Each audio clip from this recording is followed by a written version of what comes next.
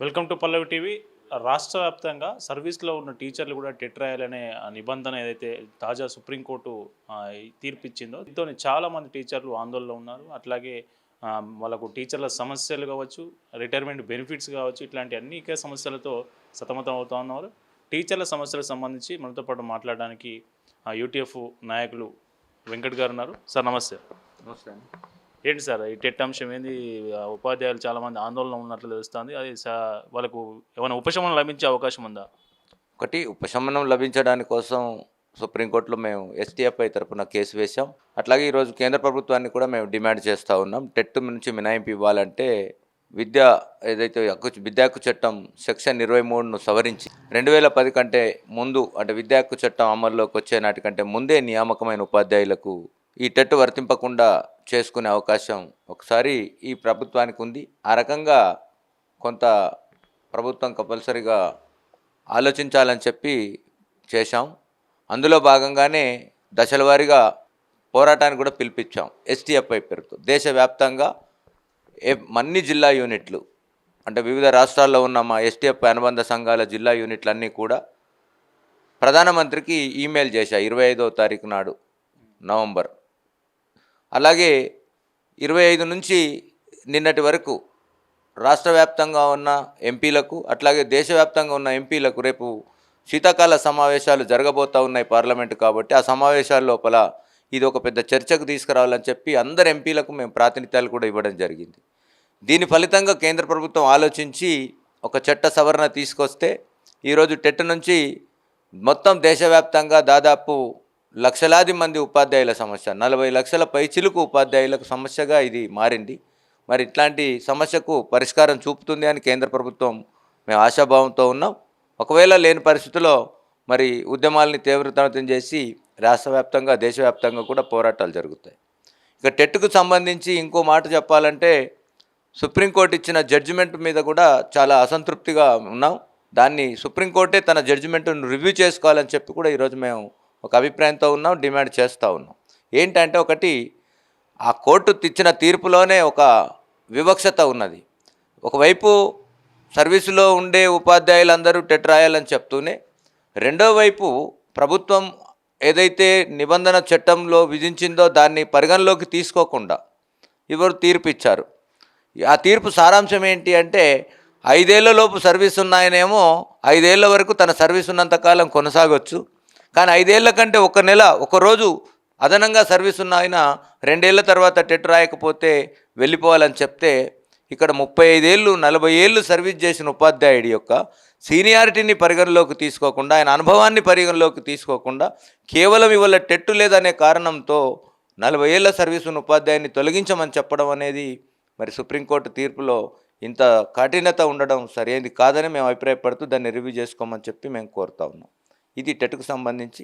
కానీ ఏదేమైనా ఉపాధ్యాయుల యొక్క ఆందోళన అర్థం చేసుకొని అటు కోర్టు తను రివ్యూ చేసుకోవడమా, కేంద్ర ప్రభుత్వం తను కావాలని ఆ చట్టాన్ని సవరించి మరి ప్రభుత్వం ఉపాధ్యాయులందరి పక్షాన నిలబడుతుందా అనేది ఈరోజు మేము ప్రభుత్వాన్ని కోరేది. ఇది టెట్కు సంబంధించిన అంశం. సరే, ఈ రిటైర్మెంట్ బెనిఫిట్స్ రాక వరంగల్ జిల్లాలో ఒక ఉపాధ్యాయుడు ఎడ్జిటీగా పనిచేసి రిటైర్ అయిన వ్యక్తి బెనిఫిట్స్ అందక చనిపోయిన పరిస్థితి ఏంటి సార్? ఇది అంత దారుణంగా రిటైర్మెంట్స్ బెనిఫిట్స్ రాకపోవడానికి కారణం ఏంటి? ఎక్కడ జాప్యం జరుగుతుంది? ఒకటి, ఉద్యోగుల పట్ల ఈ రాష్ట్ర ప్రభుత్వానికి కొంత పాజిటివ్ దృక్పథం ఉంటుందని చెప్పి మేము ఆశించాం. గత ప్రభుత్వం 10 ఏళ్ల కాలంలో ఉద్యోగులు అణచివేయాలని చూసింది. ఈ ప్రభుత్వం కొంత సానుకూలంగా ఉంటుందని ఆశించాం. కొన్ని అంశాల్లో ప్రభుత్వం సానుకూలంగా చేసింది. ముఖ్యంగా ఉపాధ్యాయులకు వస్తే ప్రమోషన్లు కానీ బదిలీలు కానీ కొంత ప్రత్యేక జోక్యం తీసుకొని తీసిన మాట వాస్తవం. కానీ అది సరిపోదు. ప్రభుత్వం ఈ అధికారంలోకి రావడానికి చాలా హామీలు ఇచ్చింది. అందులో ముఖ్యమైన ఈ ఉద్యోగుల పెండింగ్ డిఏలు కావచ్చు, బకాయిలు కావచ్చు, తక్షణమే అధికారంలోకి వచ్చిన 15 రోజుల్లో 15 నెలల్లో తీరుస్తామని చెప్పిన హామీలు ఉన్నాయి. సిపిఎస్కు సంబంధించి హామీ కానీ ఇట్లాంటి హామీలన్నీ చాలా ఉన్నాయి. అవన్నిటినీ ప్రభుత్వం మరి అధికారంలోకి వచ్చిన తర్వాత వెంటనే నెరవేర్చే ప్రయత్నం చేయలేదు. కాబట్టి టీఎస్యూటీఎఫ్ లేదా ఇంకా అభ్యుదయ ఆలోచనలు కలిగిన సంఘాలు కావచ్చు, ఉద్యోగుల సంఘాలు కలిసి జేఏసీగా ఏర్పడ్డాం.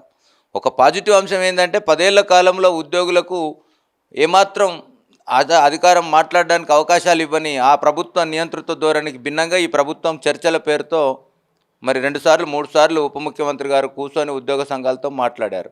ఆ ఉద్యోగ సంఘాలతో మాట్లాడుతున్న ఆ ప్రజాస్వామిక ప్రక్రియను మేము స్వాగతిస్తూనే ఆ రోజు తీసుకున్న నిర్ణయానికి ఈ ప్రభుత్వం కట్టుబడి ఉండట్లేదు అనేది మేము ఈ సందర్భంగా చెప్పదలుచుకున్నాం.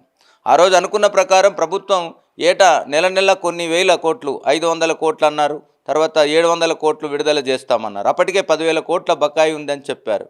కానీ మేము ఈరోజు ఏం చెప్తున్నామంటే మీరు ఇచ్చిన హామీకి కట్టుబడి ఉండి బకాయిలు విడుదల చేయడంలో నిర్లక్ష్యం చేస్తూ ఉన్నారు. ఒక నెల ఇస్తున్నారు, ఒక నెల ఇవ్వట్లేదు. ఇచ్చిన నెలలో ఏవో అవే బకాయిల్ని కొన్ని కొందిచ్చి కొన్ని ప్రత్యేకమైన బకాయిలు అని చెప్పి ఇతరత్ర పేమెంట్లు చేసి కూడా అవి ఉద్యోగుల ఖాతాల్లో జమ చేస్తున్నట్టుగా మాకు కనబడుతూ ఉంది. అంటే ఆ బదిలీల్లో అంటే బకాయిల విడుదలలో కూడా ఒక పారదర్శకత ఉండాలనేది మేము కోరుకున్నాం. కానీ ఆ పారదర్శకత కనిపించట్లేదు. అందుకనే ఇవాళ ఉద్యోగ ఉపాధ్యాయ సంఘాలుగా బాధ్యతగా మేము అడగదలుచుకునే ప్రభుత్వాన్ని ఏంటంటే ఇంకెంతకాలం ఇట్లా. నిన్న వార్త చూశారు, ఇక్కడ ఒక వార్త వచ్చింది. అంటే ఒక ఉపాధ్యాయుడు తన పెన్షనరీ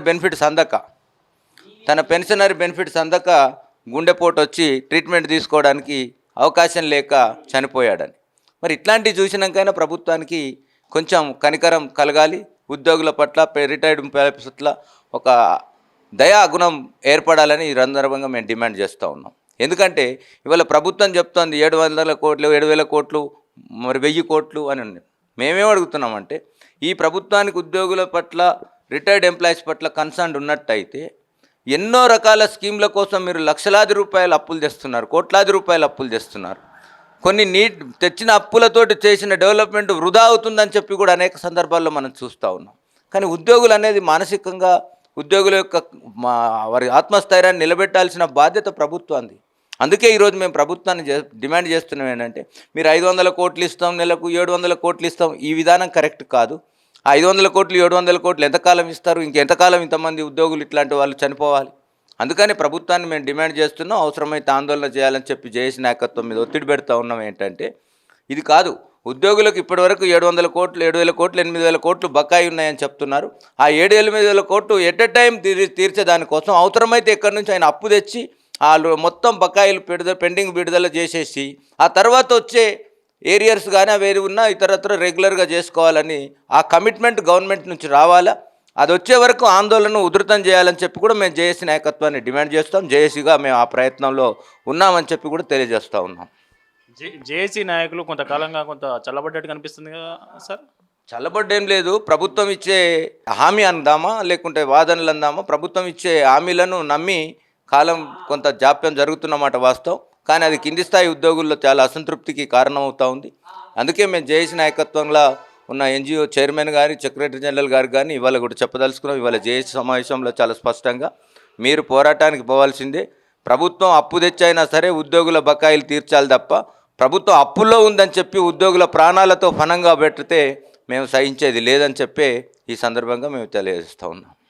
ఇది మొత్తానికి ఉపాధ్యాయ సమస్యలకు సంబంధించి ప్రభుత్వం వెంటనే స్పందించాలి. ఎందుకంటే ఒక రిటైర్డ్ ఎంప్లాయీ బెనిఫిట్స్ రాక చనిపోవడం అనేది దారుణమైన విషయంగా వీళ్ళు భావిస్తామని చెప్తా ఉన్నారు. ఈ ఉపాధ్యాయ సమస్యలు కావచ్చు, ఉద్యోగుల సమస్యలు కావచ్చు, దీన్ని ఆందోళన ఉధృతం చేసే దిశగా, ప్రభుత్వం మీద ఒత్తిడి పెంచే దిశగా కార్యాచరణ ప్రకటించబోతున్నట్లు చెప్తా ఉన్నారు. Cameraman Srikanth, Karunakar, UTF Bhavan.